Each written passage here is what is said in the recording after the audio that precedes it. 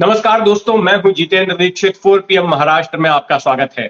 अगले हफ्ते आज ही के दिन देश में जो 5 राज्यों के चुनाव हो रहे हैं उनके नतीजे आ जाएंगे और उन नतीजों के आधार पर तमाम राजनीतिक पंडित प्रेडिक्शन करेंगे, चर्चा करेंगे कि आखिर में लोकसभा चुनाव के नतीजे कैसे हो सकते हैं, लोकसभा चुनाव में क्या हो सकता है।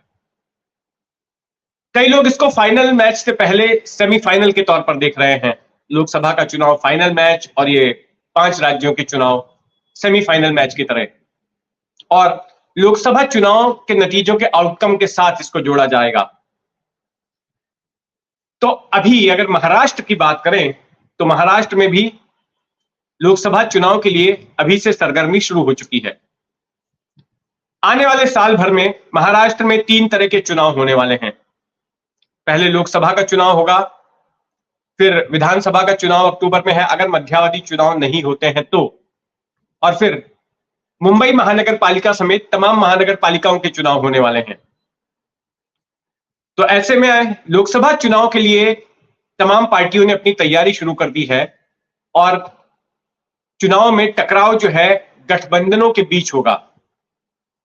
एक तरफ महायुति है जिसमें कि बीजेपी, एकनाथ शिंदे वाली शिवसेना और अजीत पवार वाली एनसीपी है।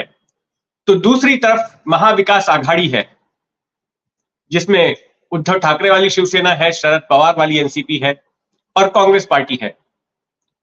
पिछले चुनाव में साल 2019 में सिर्फ 4 पार्टियां मैदान में थी, 4 मुख्य पार्टियां मैदान में थी और मुख्य टकराव जो है शिवसेना बीजेपी गठबंधन एक तरफ था और एनसीपी कांग्रेस गठबंधन दूसरी तरफ था।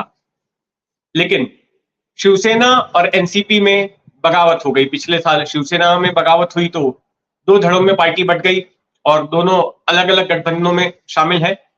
उसी तरह से इस साल एनसीपी में बगावत हुई और एनसीपी भी 2 धड़ों में बंट गई और अलग अलग गठबंधनों में है। अजीत पवार का गुट सत्ताधारी गठबंधन के साथ में है। अब जो चुनाव होंगे उनके लिए जो सीट शेयरिंग होगी वो भी इन्हीं गठबंधनों के बीच में होने वाली है।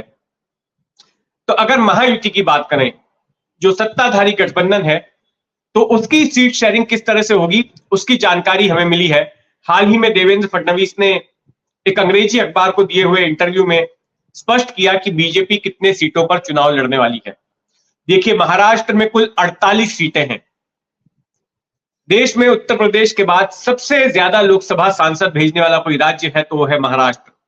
और इन 48 सीटों में से देवेंद्र फडणवीस का यह कहना है कि बीजेपी सबसे ज्यादा सीटों पर चुनाव लड़ेगी। बीजेपी लड़ने वाली है 26 सीटों पर चुनाव और जो बाकी की 22 सीटें होंगी उन सीटों पर एकनाथ शिंदे वाली शिवसेना और अजीत पवार वाली एनसीपी चुनाव लड़ेंगे। अगर पिछले चुनाव की बात करें साल 2019 की, तो साल 2019 में अविभाजित शिवसेना और बीजेपी के बीच गठबंधन था और चुनाव में उस गठबंधन को भारी सफलता मिली थी।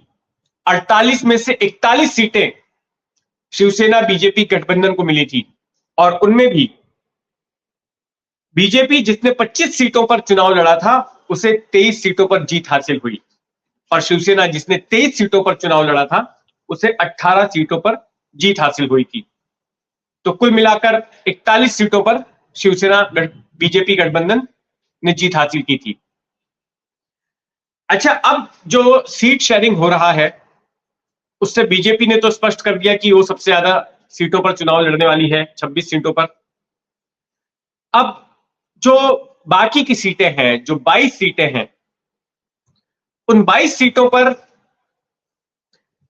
एनसीपी और एकनाथ शिंदे वाली शिवसेना, अजीत पवार वाली एनसीपी और एकनाथ शिंदे वाली शिवसेना, इन दोनों के बीच में अब आपस में बंटवारा करना है। तो पेच यहीं पर फंसने वाला है और मामला दिलचस्प यहीं पर हो जाता है कि इनके बीच में सीटों को लेकर किस तरह का समझौता होता है।